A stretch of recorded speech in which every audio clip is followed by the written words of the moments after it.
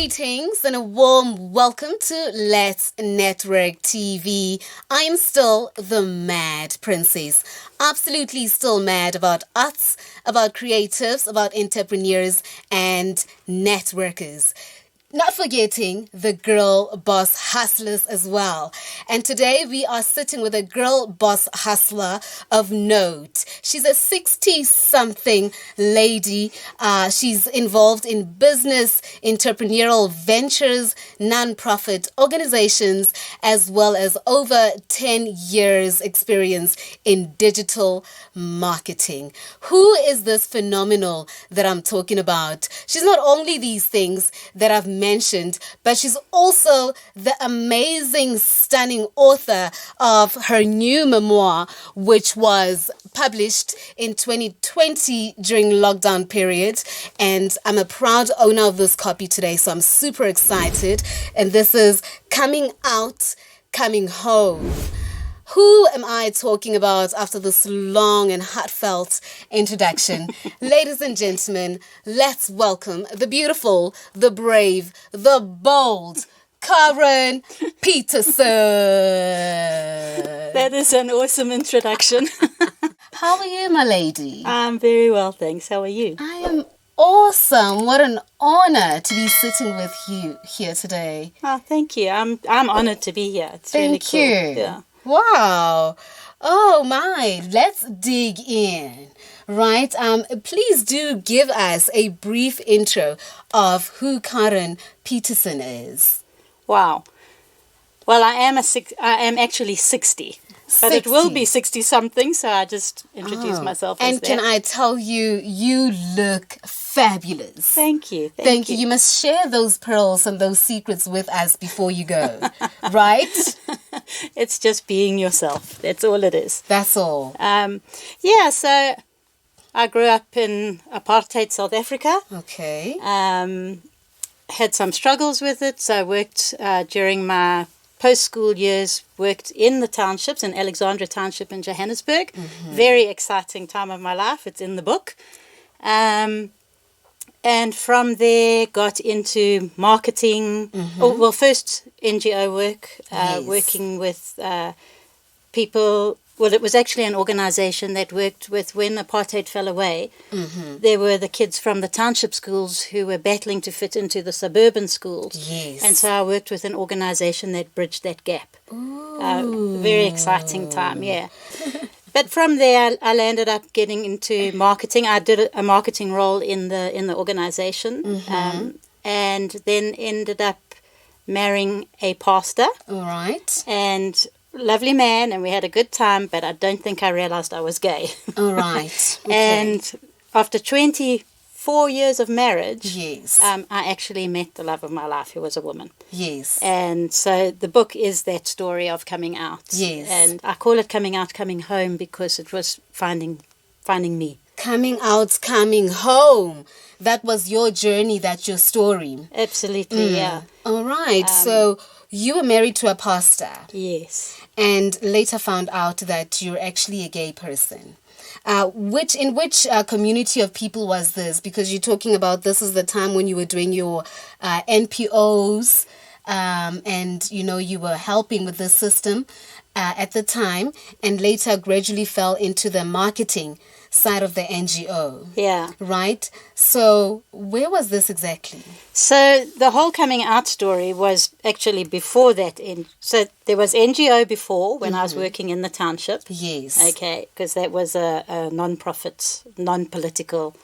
We just used to go in and do after-school activities with all the kids. Yes. Keep them off the streets, out of those hostels. Yes, the arts and so forth. Yeah, Right. sports, arts. Yes. So that was before. Then I met and married my ex-husband, yes. and we landed up starting a church down in KZN. Yes, the two of you. The two of us. Started a church. Yes. All right. And it was actually the end of our marriage because there was just so much pressure. There was financial pressure. Yes. We were in a very small, very conservative community, and I don't exactly fit the pastor's wife role. Yes. Where is this community? Amanzimtoti. Amanzimtoti. Yeah. That's in KZN, right? That's right. Quite a reserved community. Very. Yes. Very. Yes. My very first weekend there was a huge racial incident. And I'd come from the township, so it was quite frightening. All right. So you were living amongst the community where African people lived. We were living in a very white suburb. Yes. But we were surrounded by everybody. So it was the sports fields and that kind of thing was integrated, and that was where this incident happened. That's an interesting period. So the church idea didn't work out. No, we got it up and going, and it's still run today by another couple, so it's still going well, I'm happy to say. Yes. But personally, I think both my ex and I were great starters of things. Yes. We should have gone there, started the church, and handed it over much quicker. But we stuck around for 5 years, and it killed both of us. It wasn't our heartbeat. I hear you. And we lost each other in that. And during that time, I met Tracy, who is now my wife. Tracy, the beautiful Tracy. Yes, we've definitely seen her on your social media pages and your beautiful family as well, your furry friends as well. And your grandson, he is just adorable. Yes, he's all right. So let's talk about your journey. When did you realize that you were gay?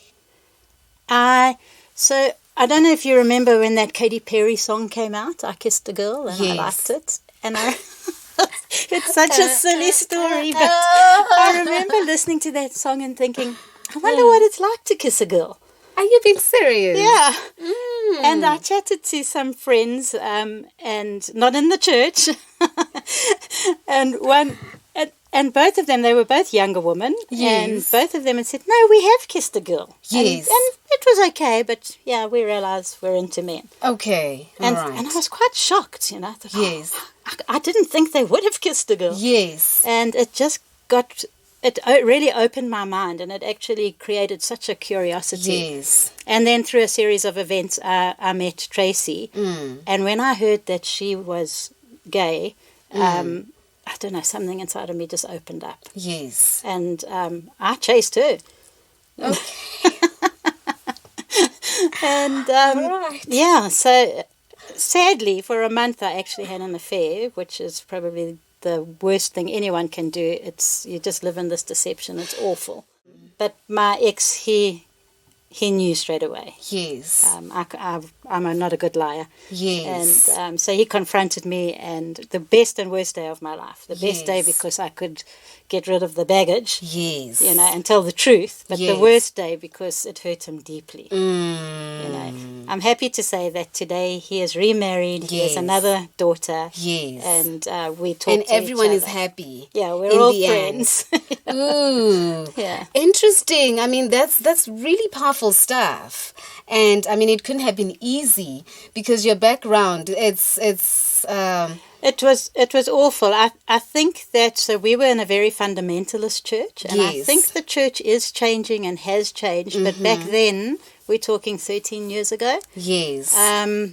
Yeah, it was just the worst sin ever. I was the worst sinner, and every single one of those church friends dropped me. Not all immediately, but over the years. Yeah. So you're saying because of how you were suddenly perceived. Yes. Right. And what are your just personal views on that? How the church and just society in general, I mean, I'm sure we can say for certain that we have seen a lot of change throughout the years with, their acceptance of the LGBTQI community. Yeah. Right.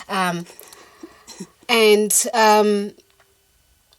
what are your own personal views with how the community at large just views, people of a different sexual nature, if, you could put it into that? Because, I mean, ultimately, we are all sexual beings, right? And I was having a conversation earlier with Muvumbi I think you met her I saw earlier her on, outside, right? yeah. And we're talking about these, sexual interests in women and women that are suddenly coming into a notice.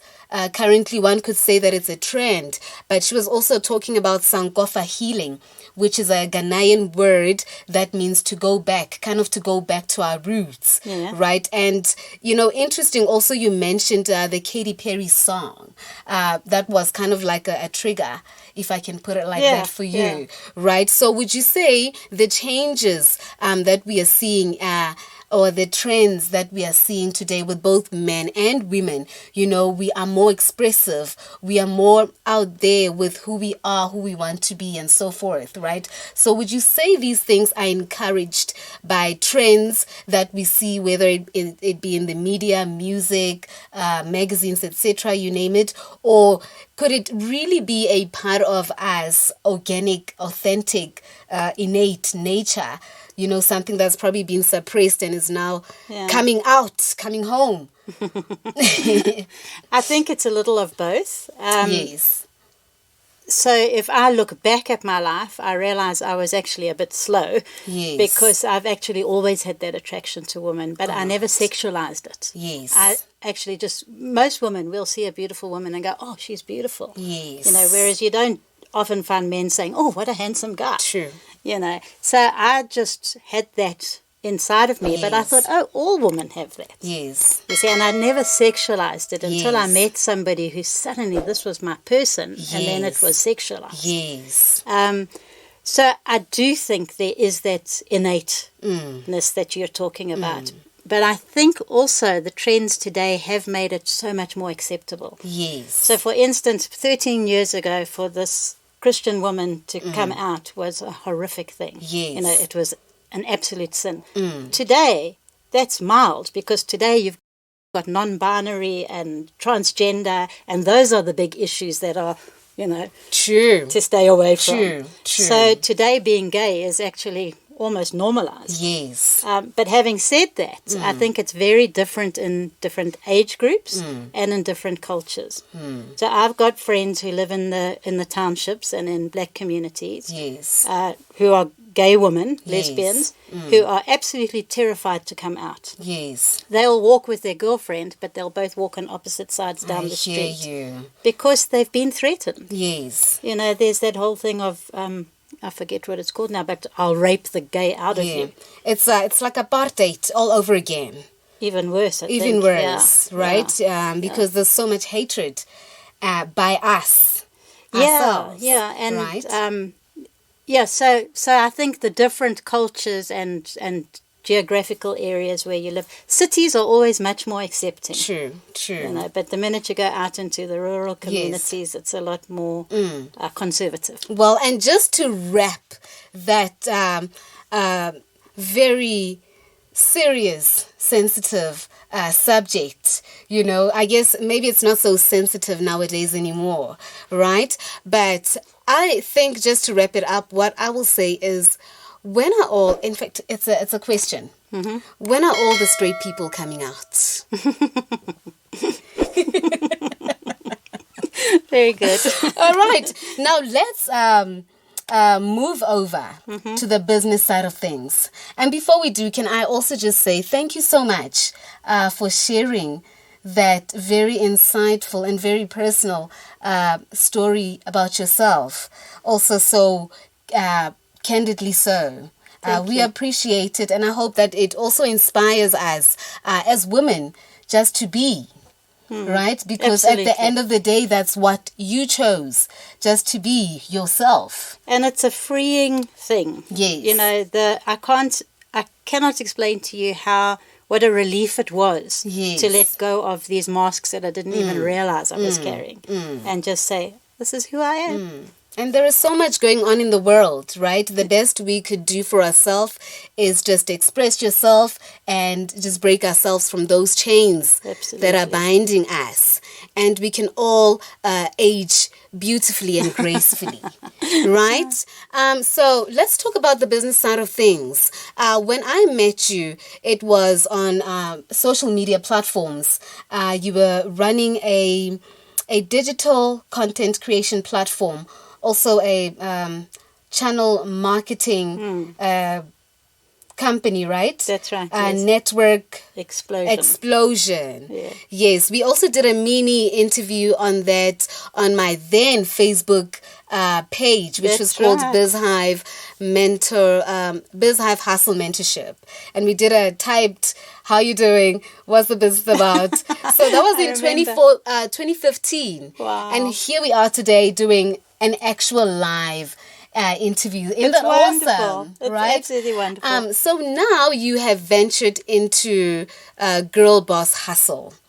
That's what we really want to dive in today, because that's also a company. It's a digital company, right? A digital-based company. No, it's actually for women entrepreneurs, female entrepreneurs. All right. And it's a lovely story because when I left my ex, I literally had a laptop and a car and nothing, no money. And I needed to pay rent. I needed to survive. Yes. So I went out onto social media and asked if anybody had work for me, and I discovered the power of social media. And this is way back in the day when we didn't even have social media marketing.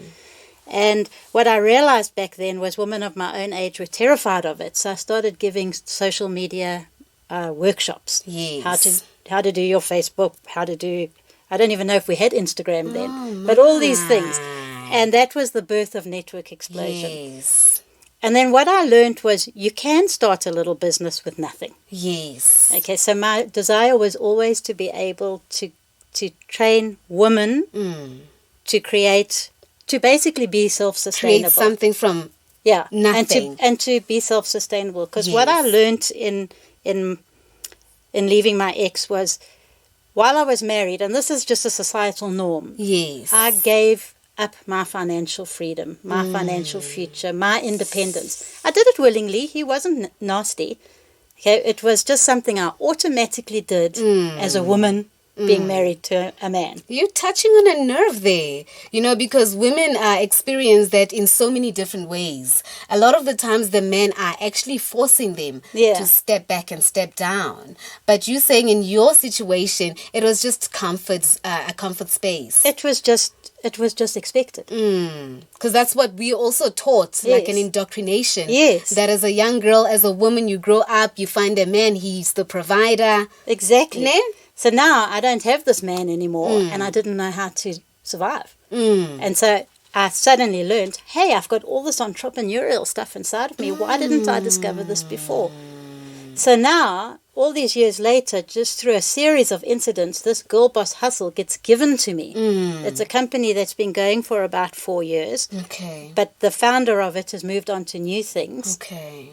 She's actually my current business partner's wife. Right. And he said, Corin would love this. Yes. So I've literally just taken it over. Yes. And it goes right back to that desire to get women up and running.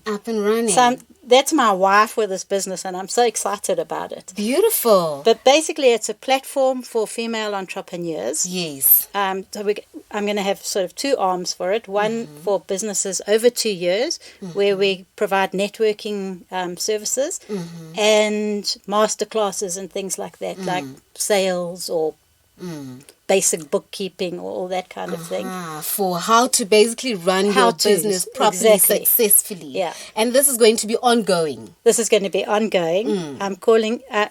my little tagline is step into your CEO shoes. So step into your CEO shoes. Step into your... So that's also mindset. Yes. It's not just the basic practical skills, but mindset as well. Yes. And then the other arm, which relates to my all those years ago, will be those people who want to start a business. How do we start? And all the how-tos to get going. And this is ongoing. Did I ask that already? It's ongoing. This is ongoing. Yeah. Right? And where do we find this the incredible Girl Boss Hustle platform? So there is a website, girlbosshustle.coza. It's not up to date. Like I said, I literally got this a month ago, so we're busy. I'm spending the rest of this year just getting things up and going, and then relaunching. Because it's a new baby, you just got it, you just acquired it. Yeah. But we already know you're going to do amazing things with it. Thank you. I'm Right? hoping so. Yes. Absolutely, Yeah. I believe it. And by the way, I'm based in Bloom right now, like I was sharing with you earlier, Yeah. right? And I'm also in the process of acquiring more girl boss hustlers. Excellent. And I think we would want to get involved. Ladies, should we get involved? Are we going to get involved? Right? So are you ready to take us on? I will be relaunching in the new year, and I will be ready. You will be ready. Yeah. So we have to wait for 2023. You can start joining. There's a Facebook group called the Elevation Cafe for women entrepreneurs. The Elevation Cafe for women entrepreneurs. Yes. Join that, because that's where we have all the discussions at the moment. So I'm doing a lot of research. I'm asking, what is it you want to learn, all that kind of stuff. Yes. So- on Facebook, and I've already joined the group. You have. Yes. I can't wait. I look forward to learning so much because, I think we are at that age in this 2022 age where we are really trying to get into the mode of things where us as females, we are really taking charge. We're taking ownership of our own destinies. Absolutely. And that is the most important thing, to break ourselves from these chains that are limiting us and limiting beliefs. Yeah. Right? Absolutely. I am so proud of you, Karen. Thank you. And I'm so happy that you could be here with us today to share these amazing pearls. Right? I did say before I let you go, you did say it's just to be yourself. But before I let you go, please do share a little bit more about what it takes to be here. Amazing, beautiful, fit, poised, beautiful skin, all this amazing. How did you do it? What does it take to be this gracious at 60 and beyond? Well, I guess a lot of it is experience. I've gone through all the awkward stages. Yes. I've gone through pain. I've gone through all sorts of stuff. Read the book. And even the book, if I had to rewrite it today, it would probably be a whole lot deeper. But I think a lot of it is just experience and learning to love myself. And what you were touching on, Yes. working on those limiting beliefs and breaking them. Yes. I think that's the advice I would That's give. it. And what I said earlier, that, as women, and I'm not bashing men, we need men, but have your own destiny. If you're married, that's wonderful, but you've still got your future together, but also you've got your separate paths. Yes. And tend to yourself, care for yourself, and give yourself your own financial future. Have your joint account if it must be, but have your own as well. Yes. Be independent. Oh my. And I think by doing that, you actually give your man a whole lot more. That's true. That's true, because then we really become equal and suitable helpers to each other. Right? I think so. Well, ladies and gentlemen, coming home, sitting with the fabulous Karen Petersen, who is also the author of this amazing book. I just got my copy. When are you getting your own copy? Find out how you need to become, how you need to free yourself of those chains. Find out how you also need to get into business to be sustainable, to be productive, and that suitable helper to your partner that we are talking about. Thank you for tuning in. Please remember to subscribe. LetSNetwork TV. Comment, share. You know how we do. And we also want to take this opportunity to thank Amped Studios and Old Mutual. Once again, we back in this beautiful facilities, beautiful studios. Whoop, whoop. I'm so excited. And remember, Ntsekile ngwanaga o mama, let she go. And if you cannot say my name, just call me the Mad Princess. And it's a wrap.